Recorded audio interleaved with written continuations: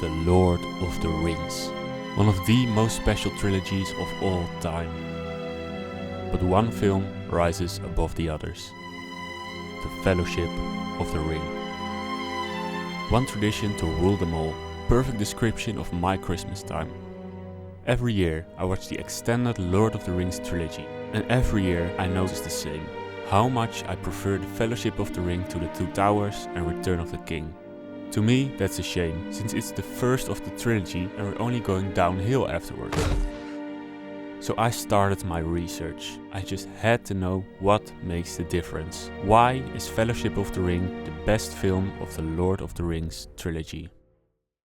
To answer this question, I delved into 3 cinematic terms: narrative, structure, and editing. These elements are inseparable. They strengthen and weaken each other. Within these elements, I looked specifically at perspective, temporal duration, development, goals, organization, and pacing. Again, I'm researching the extended editions of the trilogy. But let's be honest, what other version? The original cut? I don't think so. Rid us of your stupidity. Okay, to begin. Narrative. A series of events linked by cause and effect.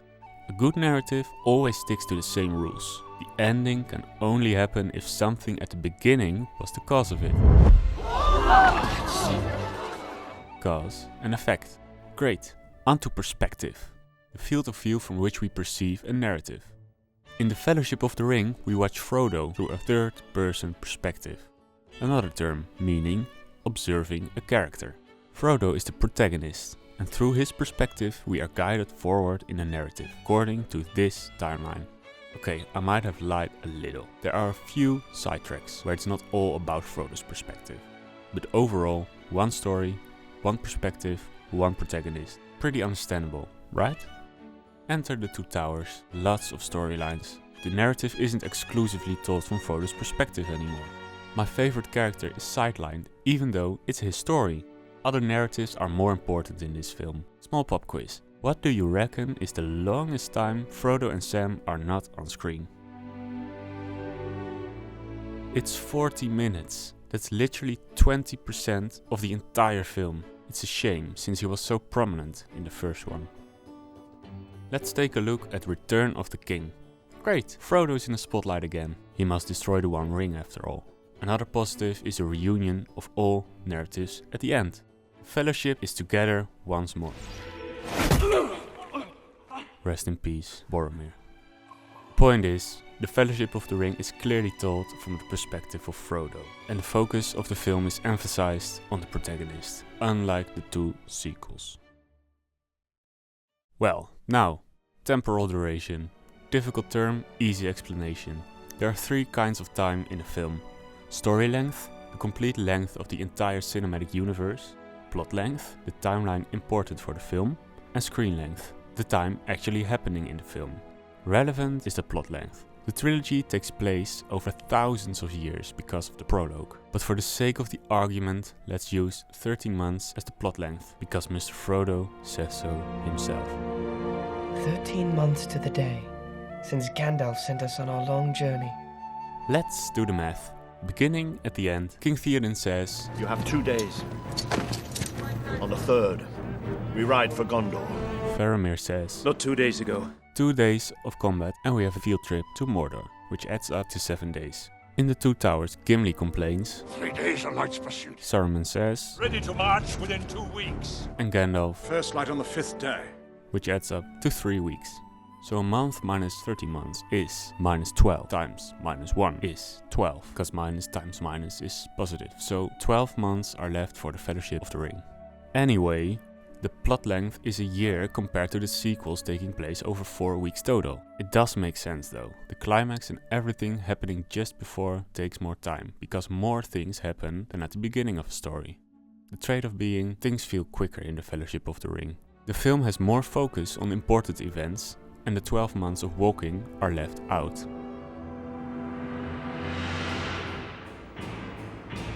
Everything in Lord of the Rings is connected via the 3-act structure. That structure contains a hidden goal.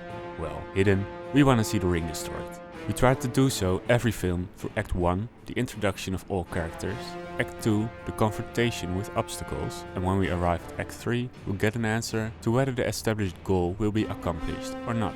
The plot points below give us a sense of progression, and it would be easy for Frodo if that was all. But one does not simply walk into Mordor.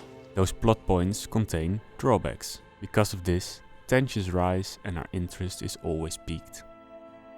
When you look at Fellowship of the Ring, there's one storyline, earlier stated as Frodo's perspective. Frodo keeps traveling to the next location where he undergoes some sort of development.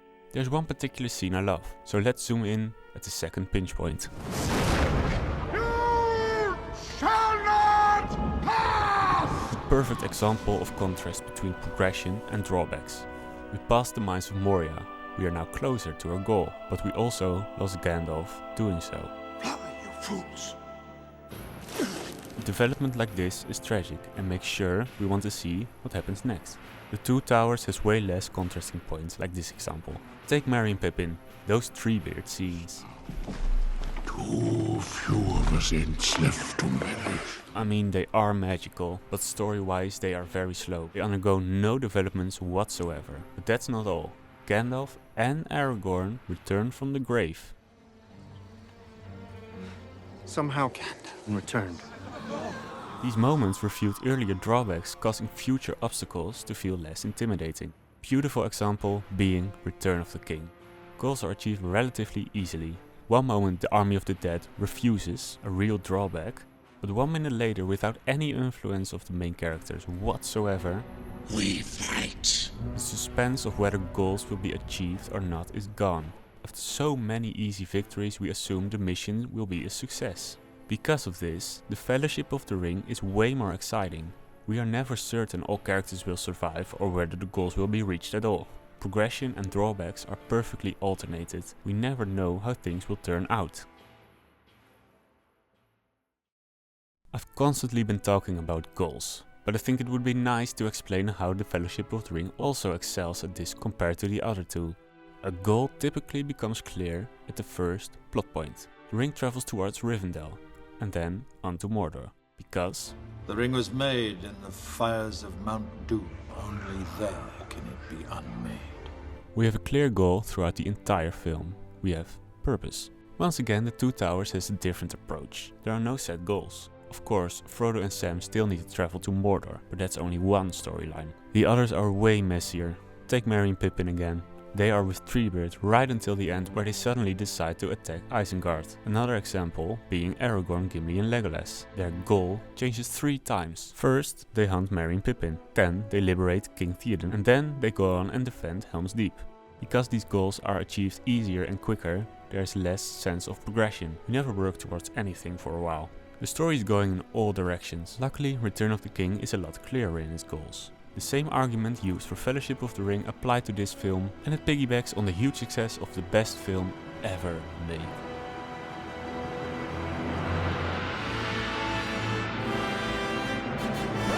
Okay, that might not be entirely true, it won 11 Oscars, so it must have done something right at least. Now the time comes. Montage. To order, split and eliminate scenes. As shown, Fellowship of the Ring has a nice structure. Chronologically speaking, we start at the beginning and we simply work towards the end. There are a few flashbacks and other stories like Aragorn's and Saruman's, but we don't need to divide our attention across countless storylines. We see characters develop through a nice, organized flow. A film where the organization is not as nice, take a guess. The Two Towers. It is mostly chronologically told, but there are also 3 storylines crisscrossing all over the place, and they also each have a 3-act structure of their own. And that's quite normal when more than one story is told, but the plot points don't take place at the same time at all. When the arrows follow the film's structure, this is how it is edited: a big mess. The most interesting one is the climax at Helm's Deep. It has already begun, while Merry and Pippin are still in a second pinch point.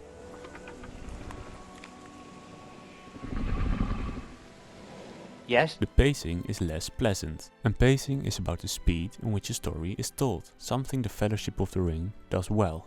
Good pacing keeps in mind that people like films with a nice flow. The film becomes a pleasant whole.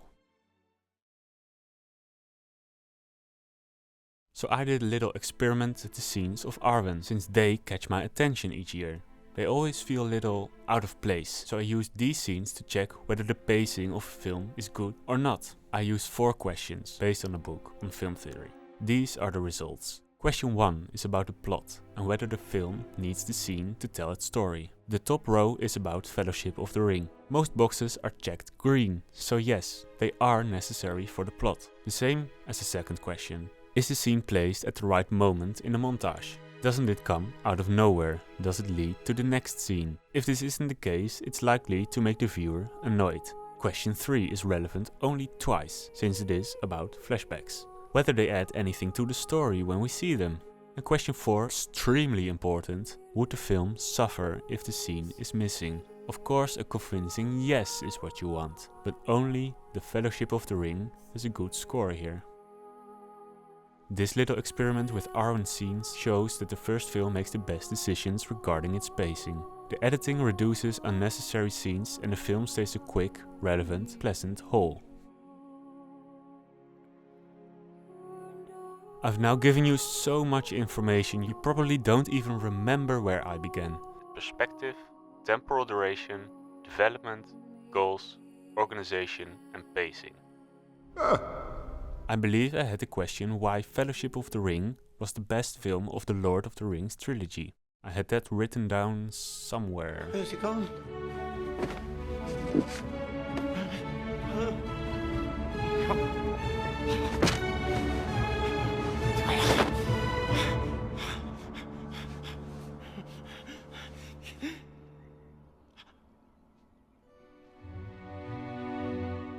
The film is clearly told from the perspective of Frodo, its main character. The film has the longest plot time, but the shortest screen time, making the film structured and focused.